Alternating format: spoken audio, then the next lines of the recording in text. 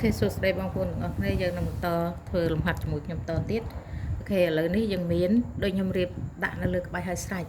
ដាក់នេះខ្ញុំដាក់នេះដើម្បីចំណេញពេលកុំឲ្យវាប្រើពេលយូរពេកចាអញ្ចឹងយើងមានដើម្បីរកទូចចែករួមពហុគុណរួមធំពហុគុណរួមតូចបំផុតនៃ22 44និង55អញ្ចឹងយើងមើលចាយើងចាប់ដើមទាំងអស់គ្នាណាយើងមើល22 44ហើយនឹង55តើចែកដាច់នឹងប្រមាណចាយើងមើល22អាចចែកដាច់ទាំង2បាននេះបាន2នេះចែកដាច់ទាំង2 5មិនអាចចែកបានទេ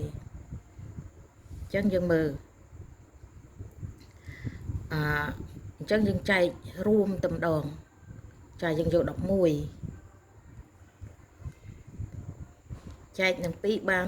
2នេះឥឡូវយើងចែកនឹង2សាកចែកនឹង2ណាចែកនឹង2ចែកនឹង2 22ចែកនឹង2យើងបាន11ណាចាយើងហៅមក11 11 2ដងវា22សល់22ទៅសល់11ណាយើងបានចាយើង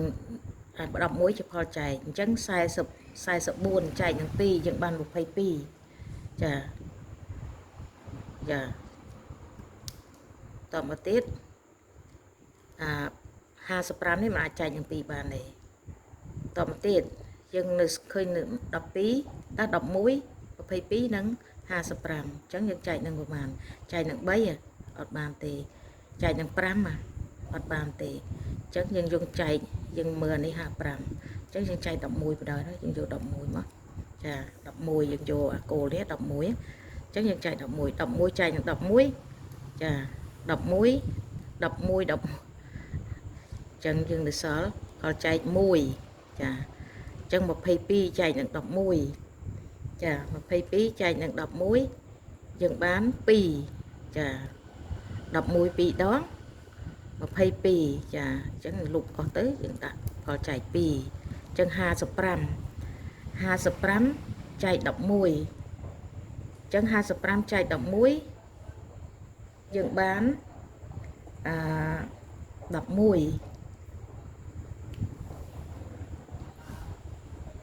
55ចែក11យើងបាន5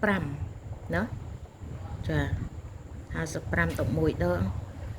11 5ដង50 55ចាអញ្ចឹងយើងលុប55ទៅយើងដាក់5ផលចែកមកអញ្ចឹងអានេះ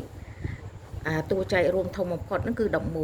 ឯផលចែកនេះគឺមាន1មាន2និងមាន5ចាយើងលុបអានេះមកយើងដាក់11មកខាងនេះមកដាក់11មកខាងឆ្វេងមកណាយើងតបអត់ទៀតយើងគុណយើងយក11តួចែករួមធំបំផុតនេះយកមកគុណជាមួយនឹងផលចែកដល់គុណទៅឃើញពហុគុណរួមតូចបំផុតអញ្ចឹង11 5ដងយើងមើលគុណយើងគុណអាតូចសិនចាយើងមើលអានេះ2គុណនឹង1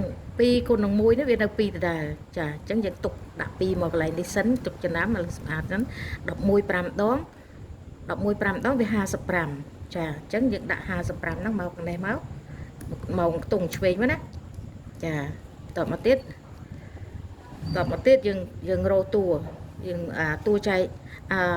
តួគុណទី1យើងមាន2ខ្ទង់តួគុណទី1មាន2ខ្ទង់1ខ្ទង់ទី1មាន2ខ្ទង់ទី2មាន1ខ្ទង់អញ្ចឹងយើងបូកចូលគ្នាយើងបោះបាន3បូកក្បាច់1បាន4 1 2 3 4អញ្ចឹងដាក់2មកខ្ទង់ទី4នៅខាងស្ដាំណាតបមកយើងគុណចា2 5ដង10ចា10យើងដាក់ខ្ទង់នេះមក10នៅក្នុងខ្ទង់ទី3 0នៅក្នុងខ្ទង់ទី2 2 5ដង10ចា2 5ដង10 10នៅក្នុងខ្ទង់ទី2ចា0នៅក្នុងខ្ទង់ទី1អញ្ចឹងយើងសម្អាតឲ្យចេញអញ្ចឹងចម្លើយចុងក្រោយគឺ100 110អញ្ចឹងពហុគុណរួមតូចបំផុតនៃ20 40 22 44និង55គឺ100 110នេះជាចម្លើយចុងក្រោយអូខេអរគុណច្រើនបងប្អូន